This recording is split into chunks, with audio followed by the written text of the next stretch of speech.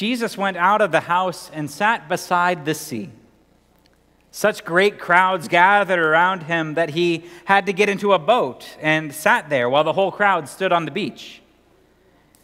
And Jesus told them many things in parables, saying, "Listen, a sower went out to sow, and as he sowed, some seeds fell on the path, and the birds came and ate them up. Other seeds fell on rocky ground where they didn't have a lot of soil, and they sprang up quickly since they had no depth in their soil. But when the sun rose, they were scorched, and since they had no root, they withered away. Other seeds fell among thorns, and the thorns grew up and choked them. Other seeds fell on good soil and brought forth grain, some 100-fold, some 60, and some 30. Let anyone with ears to hear listen. Hear the parable of the sower and what it means. When anyone hears the word of the kingdom and doesn't understand it, the evil one comes and snatches away what is sown in the heart. This is what was sown on the path. As for what was sown on rocky ground, this is the one who hears the word and immediately receives it with joy. Yet such a person has no root, but only endures for a while. And when trouble or persecution arises on account of the word, that person immediately falls away.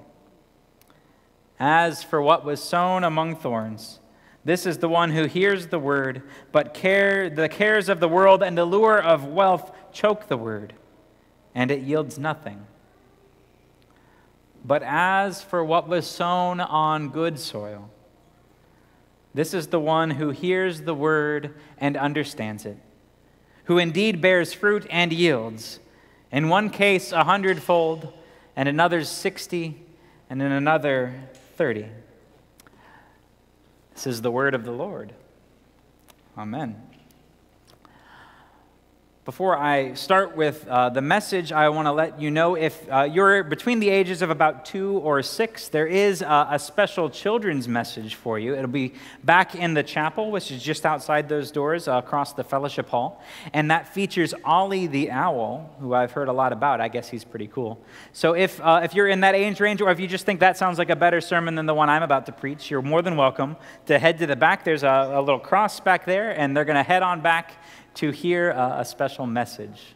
So please feel free to do that.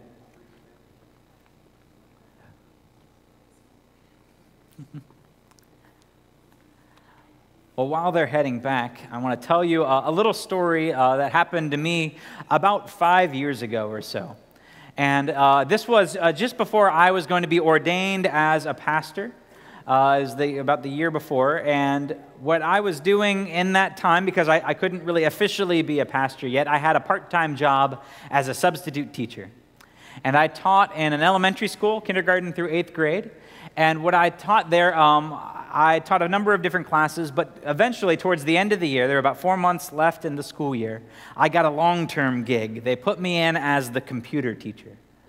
And that was great for me. I love computers. I love technology. I had a blast doing it.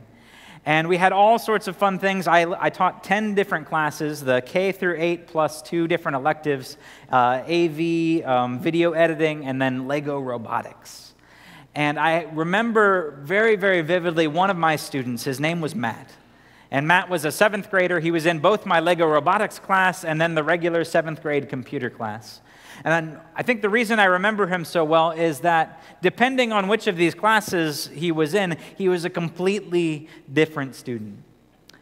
In the Lego robotics class, he was easily the top of the class. He knew exactly what he was doing. Anytime we put out the next assignment, the next challenge, he was always the first one done. He had his robot built just the way he wanted. He'd programmed it perfectly every time. Even when he would get done early, he would help other groups, other people around him. He would kind of show them where they're messing up and help to fix other people's projects. He was really, really good at it. A couple of times, I had to ask him how to work out one of the problems. But then we would get, like that was on Tuesday, on Thursday he'd come for the regular 7th grade computer class. And he was completely different. He would slack off. He would either not turn in his assignments or turn them in half done. He would just try and browse the internet rather than doing the work that I'd assigned to them. Anytime I looked over, it was always his computer that was doing something different. It drove me kind of crazy, and it wasn't until about the end of the year in our robotics class that I finally asked him about this. I said, Matt, you do so well in this class. You're top of your class. You got A's and everything. And yet, over in the regular computer class, you're struggling. In fact, if I wasn't such a pushover when it comes to grading, you'd probably be failing your regular computer class. And what Matt said to me really stuck with me. He told me that, well, in the Lego robotics class, it feels like there's actually a point to it. There's a goal. There's something that I can build and put together with my own hands, and I can actually accomplish it. When I'm in the regular computer class, all we do are typing tests and a lot of what seems like busy work. It doesn't touch me the same way. I don't want to do that kind of thing. I want to get something done. I want to accomplish something. And I thought that was a pretty powerful statement. I thought it was a pretty powerful thing. And I think that idea is true of probably just about all of us. We all want to feel like the things we do accomplish something. And it doesn't matter how old you are. I work with my son Ethan, and if he doesn't want to go take a bath, I'll tell him, well, can you help me fill up the bathtub? And he wants to do that because you can accomplish something. We all want to help. We all want to get things done. We want to feel like the work we do really matters. And I think that concept is at the heart of this story that we told, this story that Jesus is telling to this group of people. Now, the story itself, I think, is pretty good. The part that I always struggle with, though, the part of this story I struggle with is this idea that there were massive crowds of people following Jesus around to hear these stories. And that's always bothered me, I guess, because I consider myself a little bit of a storyteller. And I've been doing this for a few years, and so far, no masses of people have been following me around to hear the end of my stories or my sermons. And now I realize Jesus is Jesus. He's a very good storyteller, I'm sure. But no matter how good the story is, it doesn't seem like it should be enough to have these crowds of people literally pressing in on him again and again.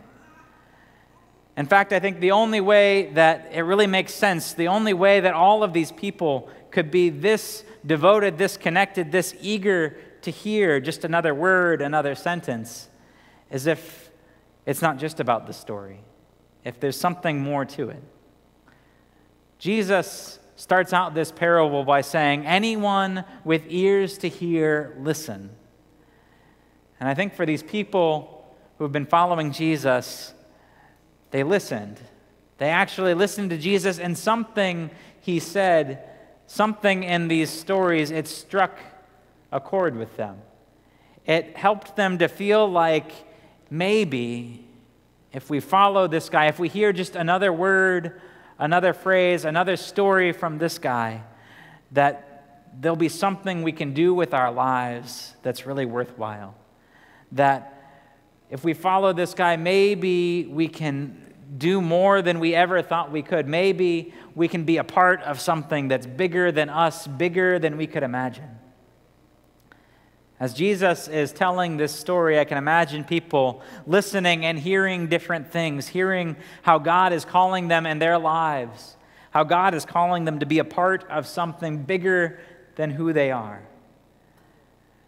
In this story, it talks about the sower, who we think is God, throwing seeds around all over the place. Some fall on paths, some fall in thorns, and some fall in good soil. And I can imagine people there wondering if one of those seeds falls on them, what will happen? If they follow Jesus just a little bit more, will that seed that's been planted for who knows how long sprout and change their lives? This is what this story is about. It's not just about seeds, it's not just about a story, but it's about people who heard something in the way Jesus told this story, something in the glimmer of his eye, something in the walking and following this person that changed their lives, that made them a part of something bigger than themselves. I think That's what God is calling us to today. We live a long ways away and a long number of years away from when this story took place, but I think Jesus is still calling us to listen and hear where God is at work around us, to listen and hear how God might be using us even today, even right now, to do something bigger than we could have ever imagined. Now, that's not easy. It's not easy to stop and to listen for God. It's even harder to follow when we think we've heard what God is calling us to do. Sometimes things don't work out. Sometimes those seeds that God throws around fall on a path or on rocks or get eaten and carried away. But sometimes those seeds fall in just the right place at just the right time, and they touch us at our very core. And when that happens, our lives are changed. We see the world in a new way. God does more in us than we could have ever imagined, 30, 60, 100 times more. Here in this place, there are people each and every day that listen and they hear God calling them. They hear God calling them to go off and spend a week in East Moline on a mission trip caring for people and places that need their help in being transformed. There are people who gather in this place, they listen, and they hear God calling them to care for the homeless in and around LaGrange and to volunteer with Beds Plus.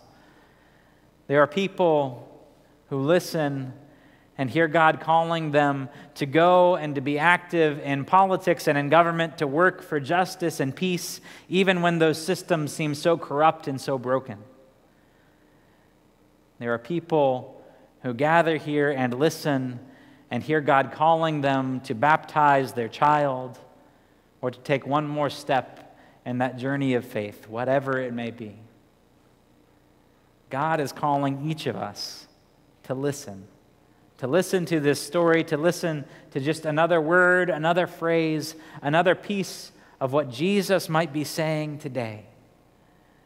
We might not always get it right, but in those moments that we do, when those seeds fall on that good soil, however unlikely that may be, God does amazing things through us.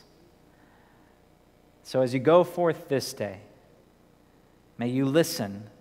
May you hear where God is calling you to do, what God is calling you to be, what God is calling you to embody and become a part of.